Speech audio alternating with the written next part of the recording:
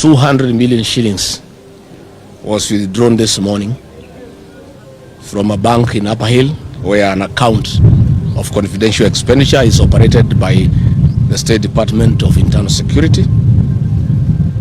And these funds are for mobilizing goons and deploying them to unleash terror and mayhem in the Mount Kenya region, Nairobi, Kajiado, and Narok.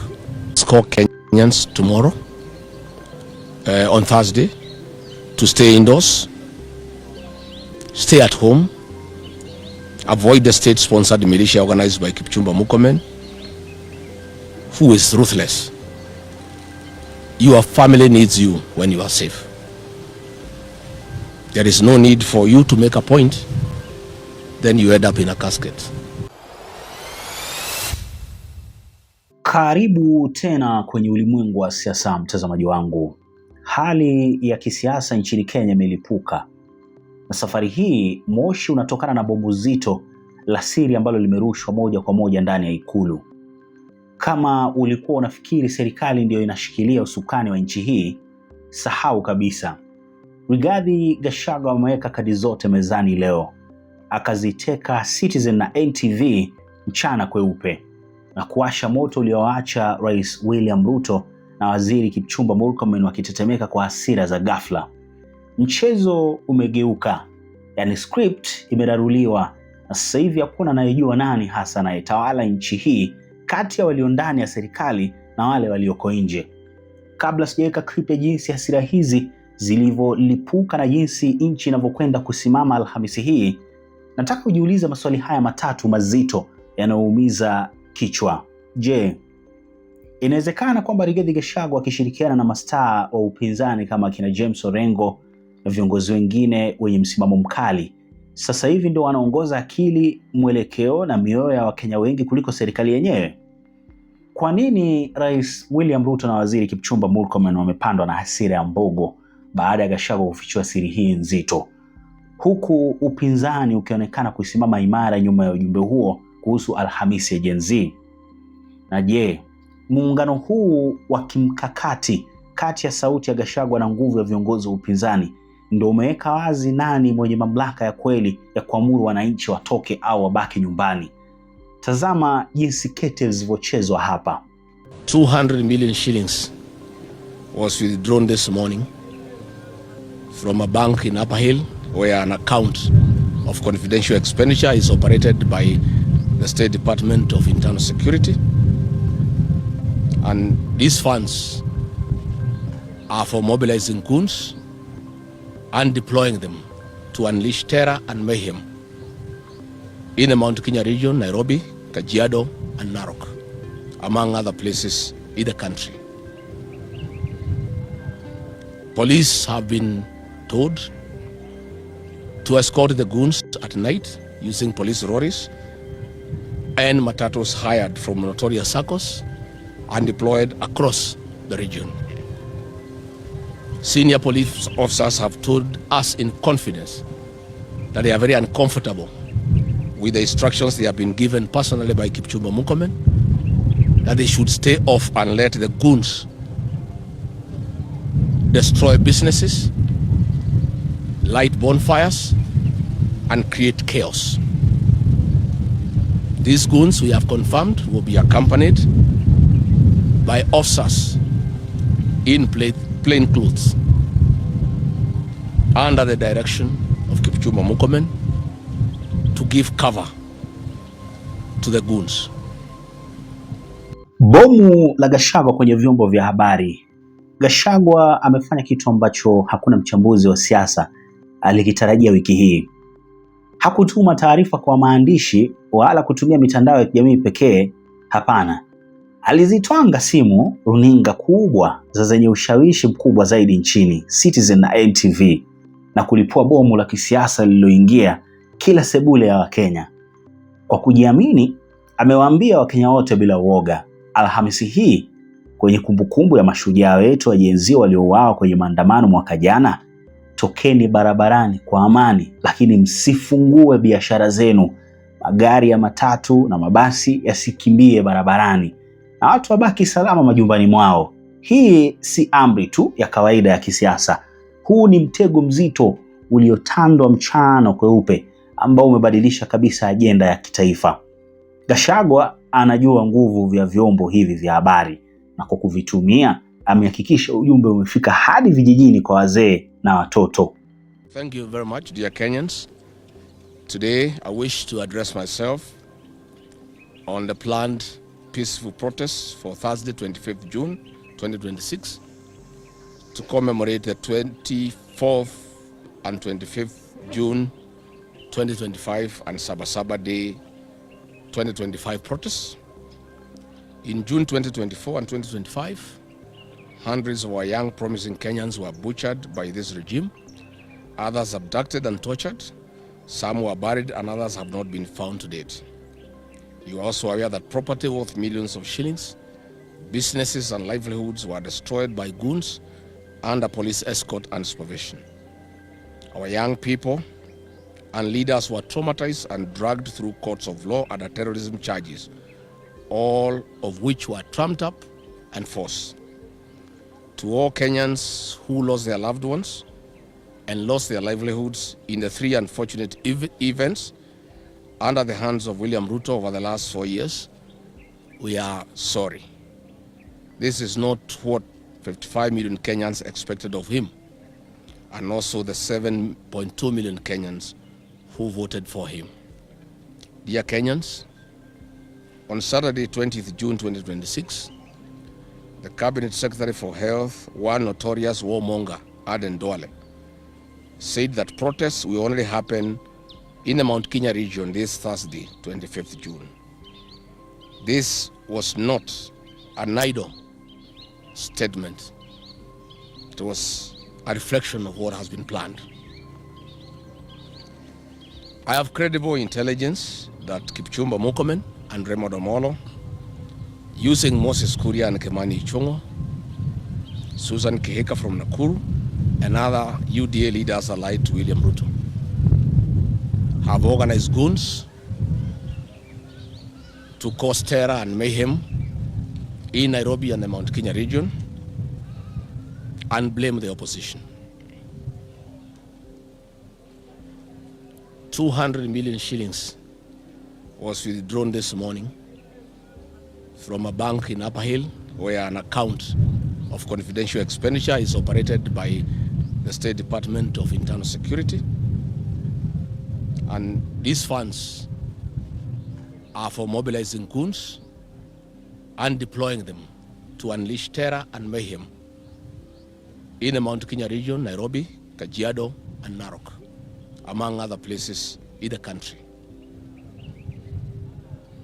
Police have been told to escort the goons at night using police lorries and matatus hired from notorious circles and deployed across the region. Senior police officers have told us in confidence that they are very uncomfortable with the instructions they have been given personally by Kipchumba Murkomen, that they should stay off and let the goons destroy businesses, light bonfires, and create chaos. These goons, we have confirmed, will be accompanied by officers in plain clothes under the direction of Kipchumba Murkomen to give cover to the goons. The notorious Nairobi Sierra Rogue Police Squad under Kipchumba Murkomen is the one organizing the deployment of these goons across the region. The senior police officers have told us they have been told to intervene after the goons have done their work and left, and then descend on ordinary Kenyans, innocent people, arrest them and charge them with crimes under the Terrorism Act. I have been informed that DCP strongholds have been targeted for this violence so that the DCP leader Rigathi Gachagua and leaders allied to him can be blamed as the instigators of violence. For the record, Goonism has become part of the National Police Service since Kipchumba Murkomen became the CS Interior. Last night he was on Citizen TV and he could not explain himself on anything. When shown the video footage of goons under police escort, he shamelessly said that they are watchmen guarding shops, whereas the goons are seen patrolling streets in police Land Cruisers and under police escort.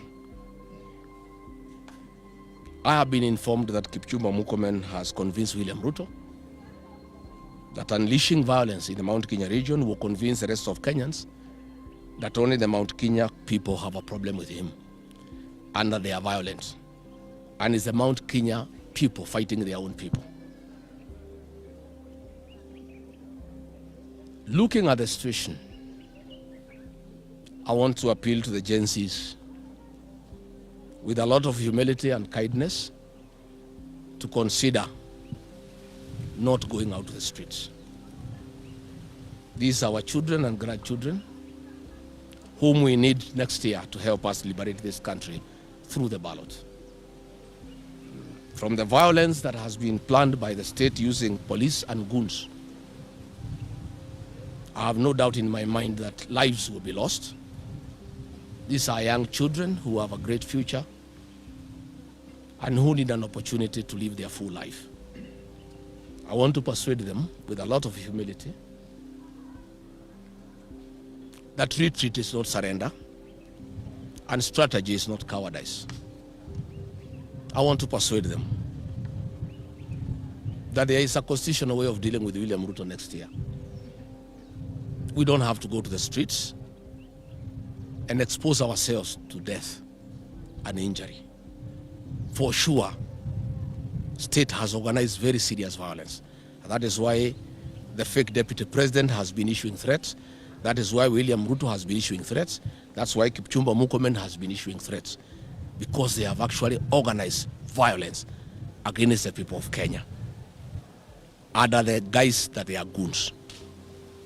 Kipchumba Murkomen cannot arrest these goons because he is one who has recruited them, paid them and deployed them.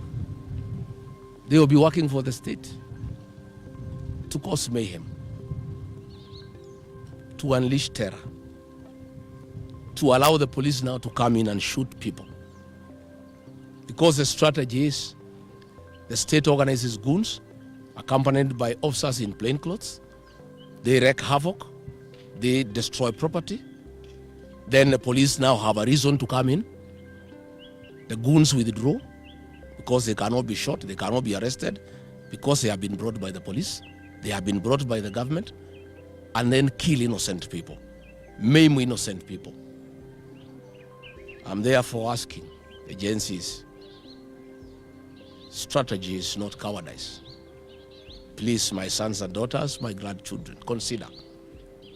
We need you alive. We need you to help us transform this country next year. You cannot do it when you are dead. You cannot do it when you are injured. The state has unleashed war against Kenyans as a strategy to intimidate Kenyans to stop free expression of what they feel and what they want. For that reason, I do ask all businessmen across the country, especially the targeted areas of Nairobi, the Mount Kenya region, Kajiado and Narok, not to open their businesses on Thursday, 25th June 2026, and keep them closed and ensure they are well protected. Let them organize people to protect their businesses even when they are shut, because we have seen before goons in Nairobi breaking into businesses that are already closed. To those with vehicles, both for public service and private motorists, I urge you to keep off the road, stay at home. There is no need to expose yourself and your motor vehicles to danger. Stay at home, read, watch TV, and play with your children and your grandchildren. All workers of Kenya,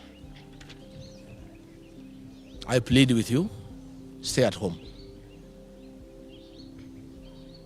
The state has organized terror against Kenyans. Don't expose yourself to danger when we know there's danger. To all parents, I agree, and I'm happy that our children are home for midterm. Let them stay indoors. We saw last time in Dubai, stray bullets killed a young girl of 12 years. We don't want our children to be exposed to danger by going to play out. Let them stay indoors. Do homework, watch TV and play games within the safety of your homes. I ask all Kenyans tomorrow, on Thursday, to stay indoors, stay at home, avoid the state-sponsored militia organized by Murkomen, who is ruthless. Your family needs you when you are safe. There is no need for you to make a point, then you end up in a casket. Then you end up with injury. Then you end up with your businesses ruined. I think if all Kenyans stayed at home, we'll have made a very big statement. Stop the country, stop the economy is a very effective way of protest. The international community will see, Kenyans will see. Let everybody stay at home. Let us not give William Ruto and Murkomen the opportunity to kill the people of Kenya, to destroy their businesses. It's pointless. It doesn't make sense. In any case, all those who are aggrieved by this system, the Constitution has provided an opportunity next year through the ballot to get rid of William Ruto and his people. Let us take advantage of the constitutional mechanism that has been availed to the people of Kenya to deal with this rogue administration. Let us not go against guns. Let us not go against goons. Let us not go against tear gas.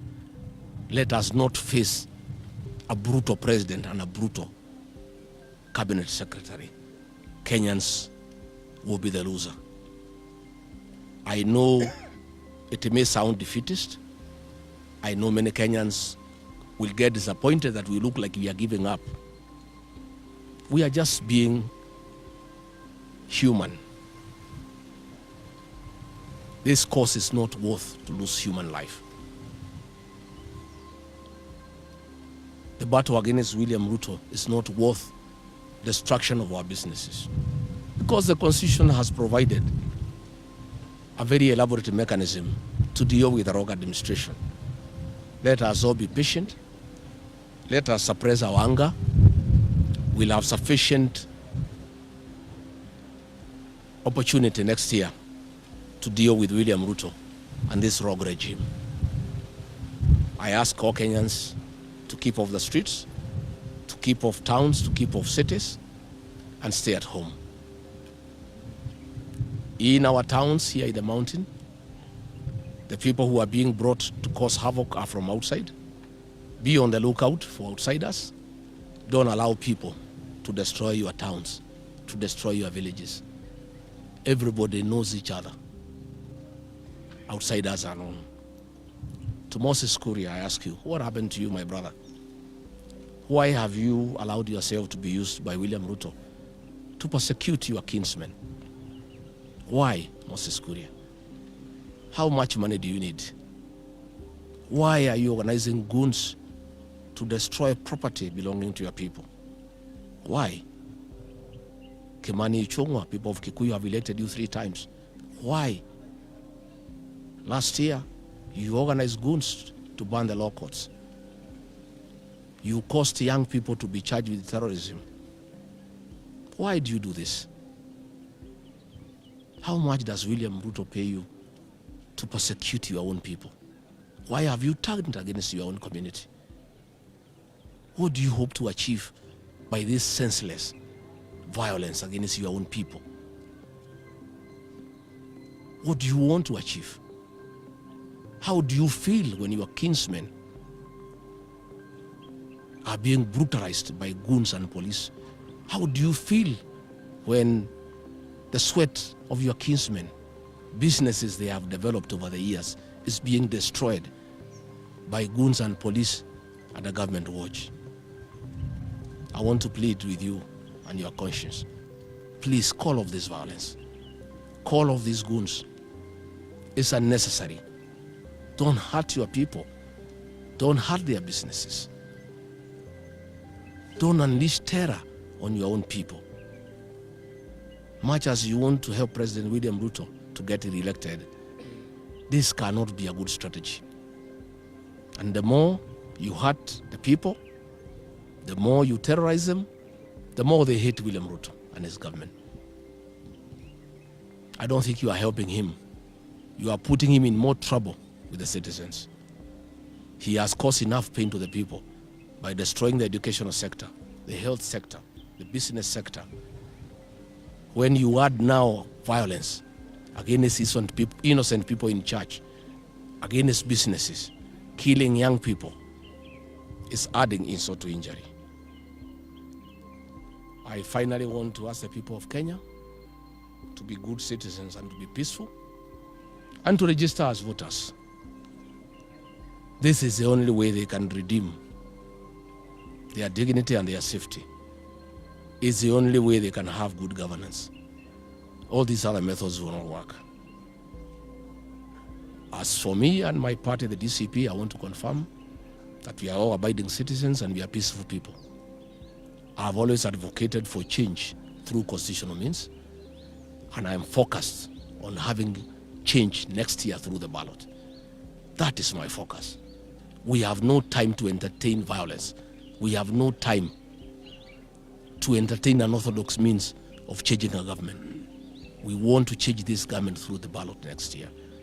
And that is my prayer to all.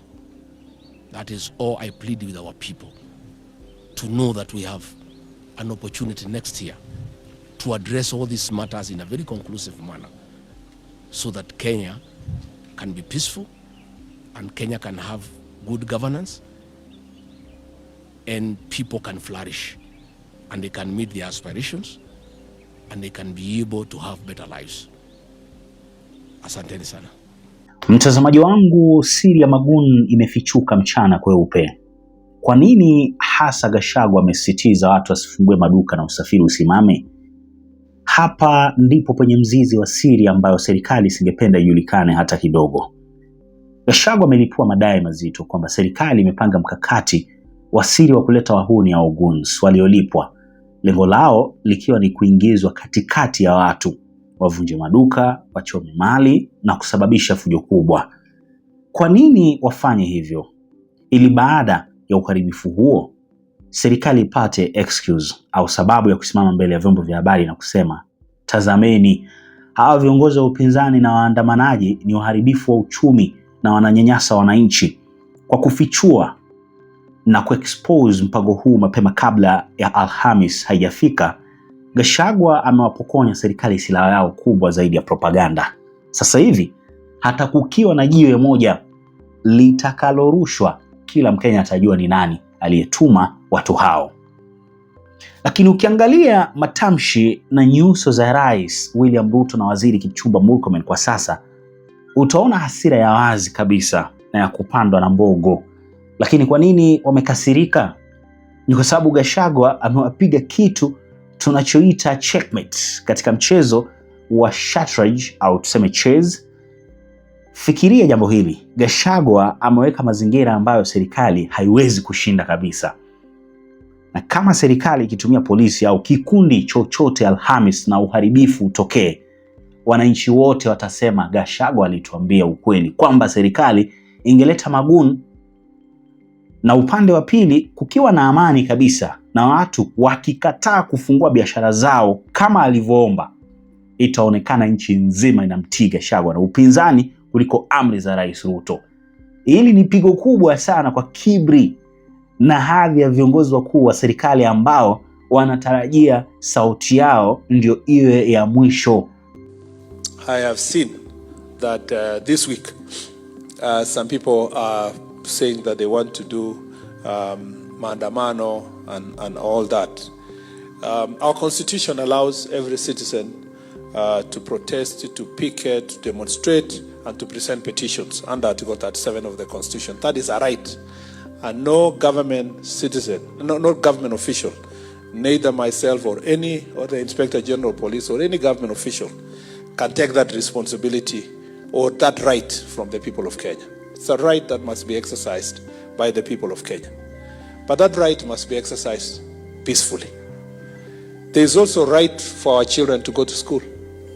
It is in the same constitution. There is also the right to life. People must continue to live their life to the fullest. There is also the right to property that the same constitution provides. So when you are exercising Article 37 right to picket, to demonstrate, to do all this, it is not to say your right to demonstrate is greater than the right of our children to go to school. It is not greater than the right of business people, Mama Mboga, to continue doing their business. It is not greater than the right of other citizens to enjoy a quiet life, those who are going for transport, and so forth and so forth. Now, when you get a leader, even to the level of a senior council, leaders who have been in this country, standing in public and say, we are having demonstrations, no child will go to school, businesses will stop, everybody will stay home. That is a very responsible statement, because our children listening to such a leader will also go back to school tomorrow and tell the teachers, tomorrow we have a demonstrations, we are not going to class, we are not going to do this. All these values that we are inculcating in our children, and the bad manners that is in our children, is emanating from the public utterances that we speak. And Bishop captured it well, that we are not mentoring people basically by sitting with them. It's also by our conduct, the things we say, the things we profess. Please, I beg you, our citizens, if you have to enjoy your Article 37 right this week, do it peacefully, respecting the right of our children to go to school, respecting the right of people to hold their property, respecting the lives of others. And I'm saying this with utmost humility, because most of us who are leaders, who are saying let's go to protest, who are saying schools will be closed, children will go to school. Our children are either studying abroad, some of us have become grandparents, so our children are, your grandchildren are never in the street. Sometimes you are not even the one who is coming to the street. We are driving the children of other people. We are using them for political gain at the expense of their personal lives. And that's why I really request this week, come here if you want to exercise your protest, do it. The president recently put a place in framework for compensating people who have suffered in the past. Please, let nobody lose life on Thursday. Swali tu mtazamaji wangu, nani anaitawala nchi? Yaani hapa tunazungumzia mzozo wa mamlaka ya kweli. Hapa ndipo penye hoja nzito na ya kusisimua kwa wazee wanaokumbuka historia ya nchi hii. Vijana wanaotaka mabadiliko, hata watoto wanaokua. Katika mfumo wowote wa kidemokrasia, serikali iliyoko mamlakani ndio yenye mamlaka kamili ya kutoa mwelekeo wa usalama, uchumi na amri za kila siku. Lakini sasa picha inayojitokeza barabarani ni tofauti kabisa. Wakati gavana James Orengo na viongozi wengine wa upinzani wakisimama kidete kumuunga mkono Gachagua na kuwalinda vijana, wananchi wanajikuta wanasikiliza upande wa pili kujua kama waende kazini au wabaki nyumbani. Hali hii inatuma ujumbe mzito kwa walimwengu au ulimwengu kwamba serikali imepoteza udhibiti wa kisaikolojia, yani psychological control juu ya raia wake. Amri za nchi sasa hivi zinaonekana kuandikwa na kuongozwa na wale walioko nje ya ikulu, jambo ambalo ni aibu kubwa ya kisiasa kwa utawala wote ule. Huu si mchezo wa ndani ya Kenya pekee. Dunia nzima inatazama kwa umakini mkubwa sana. Maandamano ya Gen Z yaliyofanyika mwaka jana yaliandika historia mpya ya dunia nzima kama mfano wa vijana wasio na uoga, wasio na vyama, lakini wanaopigania haki na mustakabali wao. Gachagua na kina Orengo wanajua thamani ya kumbukumbu hii. Kwa kusimama imara na kusema Alhamis ni siku ya kumbukumbu ya mashujaa waliouawa na isiingiliwe na vurugu za kupangwa, wanajijenga kama watetezi wa haki za binadamu na sauti ya vijana mbele ya jamii ya kimataifa. Hii inamwacha Rais Ruto na serikali yake kwenye kona mbovu sana, wakitazamwa na mataifa ya nje kama viongozi wanaotumia nguvu kubwa kupitia kiasi kudhibiti raia wao badala ya kusikiliza kilio chao. Nikimalizia, mtazamaji wangu, ukweli ni kwamba Alhamisi hii ni siku ya kawaida ya kalenda. Ni siku inaenda kuonyesha mwelekeo mpya kabisa wa nani anamiliki hatma ya Kenya. Gachagua amelipua bomu lake, upinzani umeshikilia rungu, na Ruto pamoja na Murkomen wamebaki na hasira tele kwa sababu wamegundua mchezo umebadilika na sasa hivi wao ndio wanaolazimika kufuata script inayorushwa hewani badala ya kuandika wenyewe kutoka Ikulu. Je, wewe unaona nani ameshinda raundi hii ya kwanza ya dhoruba hii ya kisiasa? Na je, utatii wito wa kubaki nyumbani ili kulinda usalama na amani yako? Au unaona huu ni mchezo tu wa kisiasa ambapo kila upande unatafuta point? Naomba maoni yako hapo chini kwenye comment section. Naomba usome mambo kwa utulivu.